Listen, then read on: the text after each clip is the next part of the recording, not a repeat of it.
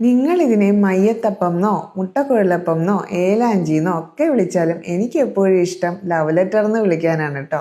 ഇത് വളരെ സിമ്പിളായിട്ട് ഉണ്ടാക്കാൻ പറ്റുന്ന മധുരമുള്ളൊരു 4 മണി പലഹാരം.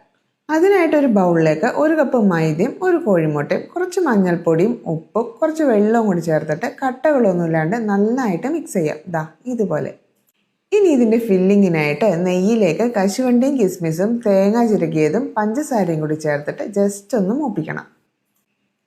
ഇനി നമുക്ക് ദോശ ചുട്ട് കൊടുക്കാം. ഓരോ തവി മാവ് ഒഴിച്ചിട്ട് നൈസായിട്ട് പരത്തിയെടുക്കാം. ഒരു സൈഡ് വെന്ത് കഴിയുമ്പോൾ തിരിച്ചു ഇട്ട് കൊടുക്കാം. എന്നിട്ട് അത് ചട്ടിയിൽ നിന്ന് മാറ്റി വെക്കാം കേട്ടോ. പിന്നെ നേരത്തെ ഉണ്ടാക്കിയ ഫില്ലിങ്ങിൽ നിങ്ങൾക്ക് ഇഷ്ടമാണെങ്കിൽ മുട്ടയോ പഴമോ ഒക്കെ ചേർക്കാം കേട്ടോ. ഇനി ഈ ദോശയുടെ ഒരു സൈഡിലേക്ക് ഇതുപോലെ ഫില്ലിങ് ചേർത്ത് കൊടുത്തിട്ട് ഇങ്ങനെ മടക്കി മടക്കി എടുത്തു കഴിഞ്ഞാൽ നമ്മുടെ ലവ് ലെറ്റർ റെഡിയാണേ. നല്ല ചൂട് കട്ടൻ്റെ ഒക്കെ കൂടെ കഴിക്കാനായിട്ട് അടിപൊളിയാണ്.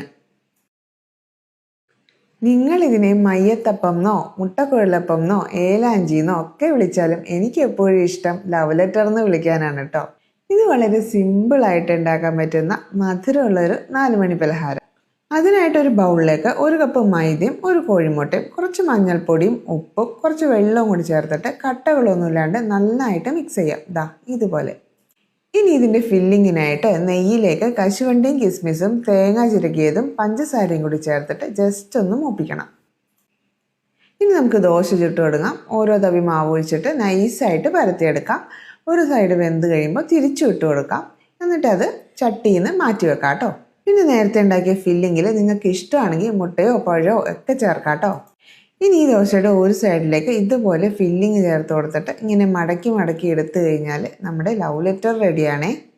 നല്ല ചൂട് കട്ടൻ്റെ ഒക്കെ കൂടെ കഴിക്കാനായിട്ട് അടിപൊളിയാണ്.